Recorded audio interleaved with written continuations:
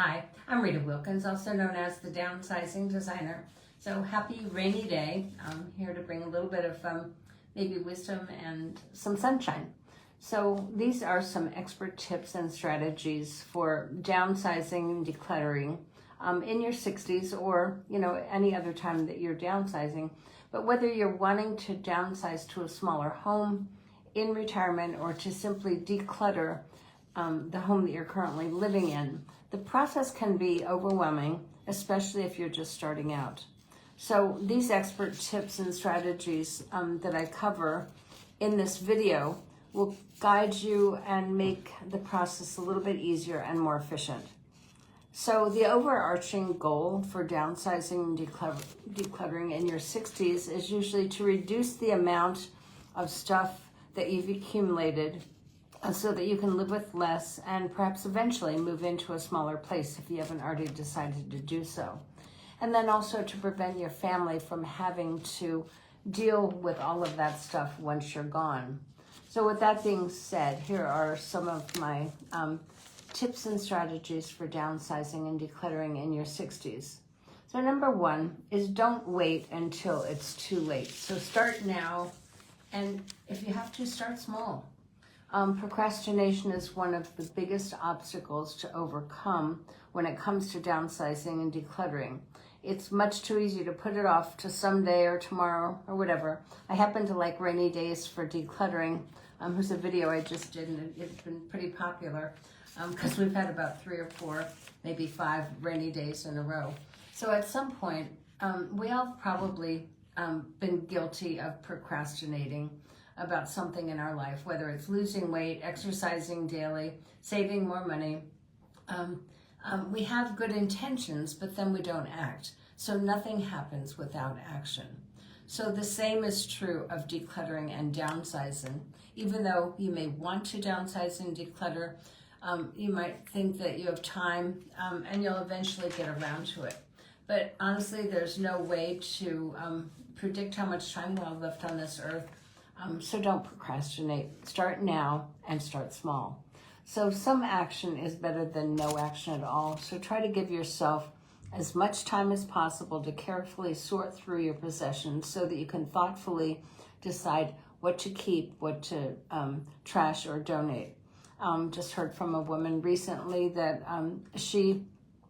they decided to move rather quickly for health reasons, and she did declutter, but she said she regrets so much that she hadn't been doing it over a period of time because she gave so much away without really having the time to think about it. So keep in mind that as you declutter, if you are moving to a smaller home, because you will have less space, you'll need to learn to be more ruthless in deciding what you want to keep and only keeping what you want, what you need and what you love. So the second expert tip is getting all on board. So getting all on board and having to declutter a lifetime of possessions and or downsizing from a home that you raised your family in is often one of the biggest hurdles to overcome. So it can be extremely challenging when one spouse wants to declutter, the other doesn't. One spouse wants to downsize, the other doesn't.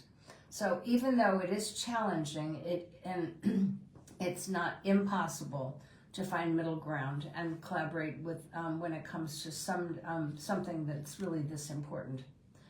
So the first thing to do is to have an open, honest conversation, discussion, multiple conversations over a period of time, because it does take time for that seed to be planted and to have it grow. So discuss the pros and cons of downsizing and decluttering and get both sides. I mean, it's not just a one-sided deal here. So there are reasons people want to downsize, there are reasons they don't want to downsize. And also the same is true of decluttering. So consider alternatives like aging in place or downsizing by decluttering, and discuss the practical reasons for downsizing and decluttering. So it could be a safer environment as you age, fewer steps, more lighting, higher vanities, that kind of thing. It could also be finances, so reducing expenses. Another one is just less stuff, less space to manage, and having that simpler life with less. And the third expert tip about downsizing and decluttering is to create a shared vision that you both agree on. So it could be that you agree to downsize to a smaller home that's more manageable, to be closer to family, healthcare facilities, walking communities, and so forth, and people your age. So all of this could be one of the choices that you might make. Another one would be to age in place. So aging in place would involve a renovation of some sort to accommodate aging, to make it safe and easier for you as you age. And then downsizing by decluttering is another option. Start with decluttering your existing home simply, to have that simpler life with less stress and less stuff. And then another thought is to have what I call the toe in the water approach, where you could rent for a while to try on new lifestyles, new type of housing. If you've never lived near the beach before, maybe rent a house for a couple of months. If you want to live in the country or mountains, whatever it is, see what works and doesn't work for you, and determine where you want to live and the kind of lifestyle that you want. So the fourth expert tip on downsizing and decluttering is a team effort. So start building your team. It's both, downsizing and decluttering is both physical and also mental. So having a team, a group of supportive family members and friends who will not only help you with the physical part of the process, but they can also be there to encourage you, to support you as you go throughout the process from beginning to end, even when you want to give up. And there will be times that you do. Another one is to involve the team in decision-making process. So if it's just you and your spouse, or if it's you and your children, it's an opportunity for you to actually get closer, to find out what's important to you, what's important to them, what you want to keep and maybe give to them, or what they do not want. So, what are you willing to let go of? So these are all important questions that happen during the process of working with your team to decide what to donate, what to keep, what to give away, and what to trash. So it's important to be patient and empathetic. So this is a very touchy subject. Some people are sentimental about just about everything. Ultimately, that has to give way to being able to let go of some of it. But certain things are, you are attached to, and they will trigger strong emotions, and they require understanding and compassion. And the fifth tip is getting unstuck. So the reason I'm addressing this is because you will deal with resistance, reluctance, and avoidance. One of the things that people talk to me a lot about is that, the spouse won't even talk about it. They don't want to deal with it. There's a reluctance, there's an avoidance, and there's certainly a resistance. So likely, any of you will get stuck at some point where, you just are too tired to move on. So you might avoid it. But just generally speaking, what is the mindset? And the reality is change is hard, and there may be times that you resist, you procrastinate, you avoid taking action altogether. So when this happens, it's important to talk about with your spouse or with your partner or your team to help you understand why you're stuck. It may be obvious to you, but it might not be obvious at all to them. So downsizing and decluttering is a process, and it causes overwhelm, it causes stress and anxiety, and that the stakes actually are pretty high because you're giving away things that you have lived with for many years. You might be moving from a home that you raised your children in. And so when I say the stakes are high, you're undergoing a huge life change.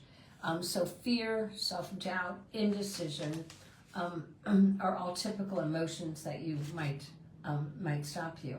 So, and they also might make you overthink everything to the point that you just can't decide at all. So decision fatigue is another thing that's perfectly normal. So once you understand what's going on inside, you can recharge your motivation to downsize and declutter. So reminding yourself of why you want to downsize or declutter can certainly help you get motivated again and renew your vision and your passion for that simpler life with less clutter and less stress. So downsizing and decluttering is definitely a roller coaster of emotions, the highs, the lows, the excitement, the frustration, all of it's part of the journey. So just accept it because it's definitely worth that wild ride.